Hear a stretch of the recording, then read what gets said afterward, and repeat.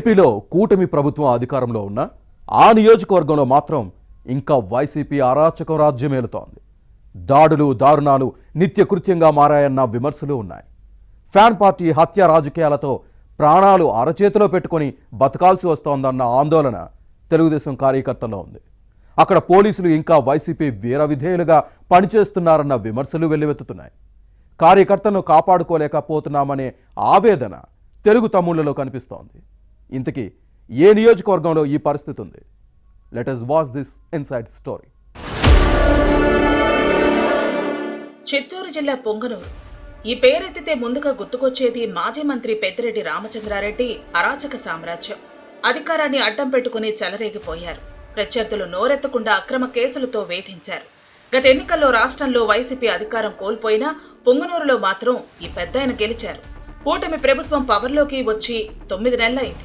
అయినా పొంగనూరు నియోజకవర్గంలో మాత్రం ఇంకా అరాచకమే రాజ్యమేలుతోంది. మాజీ మంత్రి అనుచరులు హత్యలకు తెగపడుతున్నారు. కుత్తుకులు కోసి దర్జాగా నడి రోడ్డుపై తిరగటం చూస్తుంటే శాంతి భద్రతల పరిస్థితి ఎలా ఉందో అర్థం చేసుకోవచ్చు. రాష్ట్రంలో కూటమి ప్రభుత్వం అధికారంలో ఉన్న టీడీపీ శ్రేణులు బిక్కుబిక్కుమంటూ బతుకీడ్చాల్సిన దుస్థితి దాపురించింది.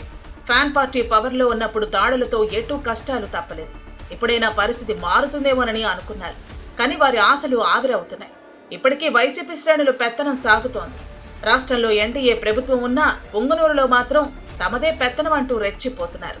దాడుల పరంపర యథేచ్ఛగా కొనసాగుతోంది.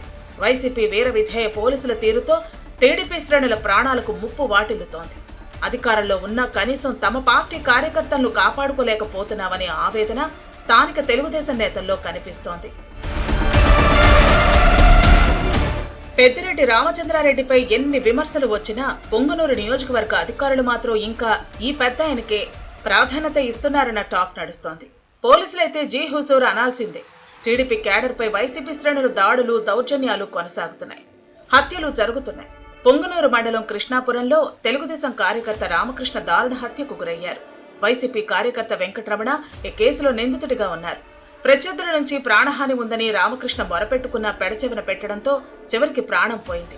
ఘటన తర్వాత వెంకటరమణ దర్జాగా కత్తి పట్టుకుని బహిరంగంగా వెళ్లడాన్ని పరిశీలిస్తే పోలీసుల వైఫల్యం స్పష్టంగా కనిపిస్తుంది. నిందితుడు వెంకటరమణ మాజీ వాలంటీర్ పెద్దిరెడ్డికి వీర విధేయుడు. రామకృష్ణ హత్యకు 5గురి కుట్ర ఉందని పోలీసులు గుర్తించారు. వారిలో పెద్దిరెడ్డి రామచంద్రారెడ్డి అనుచరుడు ఎం రెడ్డప్పరెడ్డి ప్రధాన సూత్రధారి అని దర్యాప్తులో తేలింది. తెలుగుదేశంలో యాక్టివ్గా వ్యవహరిస్తున్న రామకృష్ణను రాజకీయంగా దెబ్బతీయాలన్న ఉద్దేశంతోనే వెంకటరమణ మరో 4గురితో కలిసి ఈ హత్యకు పాల్పడినట్లు పోలీసులు గుర్తించారు. చంద్రబాబు నాయుడు ముఖ్యమంత్రి అయిన రోజు రామకృష్ణ తన ఇంటి దగ్గర బాణాసంచా కాల్చి సంబరాలు చేసుకున్నారు. దీన్ని సహించలేకపోయిన వెంకటరమణ బైకుపై వచ్చి రామకృష్ణ భార్యను ఢీకొట్టడంతో తీవ్ర గాయాలతో కాళ్లు విరిగిపోయాయి. ఆ తర్వాత నుంచి ఇరు కుటుంబాల మధ్య తరచూ గొడవలు జరుగుతున్నా పొంగనూరు పోలీసులు లైట్ గా తీసుకుని నామమాత్రపు కేసులతో సరిపెట్టారు. ప్రాణహాని ఉందని చెప్పినప్పుడే రక్షణ కల్పించడమో లేక అనుమానితులపై నిఘా పెట్టడమో చేస్తే ఈ ఘోరం జరిగి ఉండేది కాదు. పోలీసుల ఉదాసీనతతోనే ఈ దారుణం జరిగిందన్న విమర్శలు వస్తున్నాయి. అయితే చేతులు కాలేక ఆకులు పట్టుకున్న చందంగా రామకృష్ణ హత్య తర్వాత సీఐతో పాటు మరో కానిస్టేబుల్ ను సస్పెండ్ చేసి చేతులు దులుపుకున్నారన్న కామెంట్స్ వస్తున్నాయి. నియోజకవర్గంలో కొద్దిగా ఫ్యాక్షన్ పోకడలు కనిపిస్తాయి. హింసాత్మక రాజకీయాలకు పెట్టింది పేరు. పగలు ప్రతీకారాలతో రగిలిపోతూ ఉంటారు. మనుషులను చంపడం అంటే మేకను మర్డర్ చేసినంత ఈజీగా కొందరు ఫీల్ అవుతారు. కేసులతో కుటుంబాలు ఏవైనా పర్వాలేదు, కక్ష తీర్చుకున్నామా లేదా అనే మనస్తత్వం కనిపిస్తుంది. కూటమి అధికారంలో ఉన్న వైసీపీ హత్య రాజకీయాలు చేయటం ఎవరి వైఫల్యం అన్నదే క్వశ్చన్. ఎవరిని తప్పు పట్టాలి అన్నదే ప్రశ్న. అధికారులతో పని చేయించలేకపోతున్న ప్రభుత్వానిదా లేక మరెవరిది అని కొందరు నిలదీస్తున్నారు. అధికారం కోల్పోయినా వైసీపీ ఆగడాలు ఆగటం లేదంటే పొంగనూరులో పరిస్థితి ఎలా ఉందో అర్థం చేసుకోవచ్చు. రాష్ట్రంలో కూటమి అధికారంలో ఉన్న పొంగనూరులో మాత్రం ఇప్పటికీ పెద్దిరెడ్డి పెత్తనమే కొనసాగుతోంది.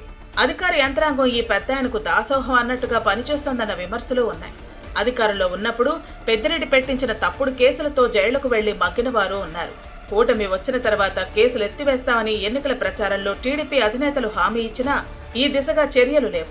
దీంతో బాధితులు కోర్టులు పోలీస్ స్టేషన్ల చుట్టూ తిరుగుతున్నారు.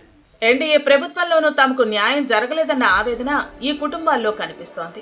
కూటమి ప్రభుత్వంలోనూ కార్యకర్తలను కాపాడుకోలేకపోతున్నామనే నిర్వేదం టీడీపీ నేతల్లో ఉంది. జిల్లా పోలీస్ అధికారి తమ మాటను ఏమాత్రం లెక్క చేయడం లేదన్న ఆగ్రహం తెలుగుదేశం ఎమ్మెల్యేల్లో ఉంది.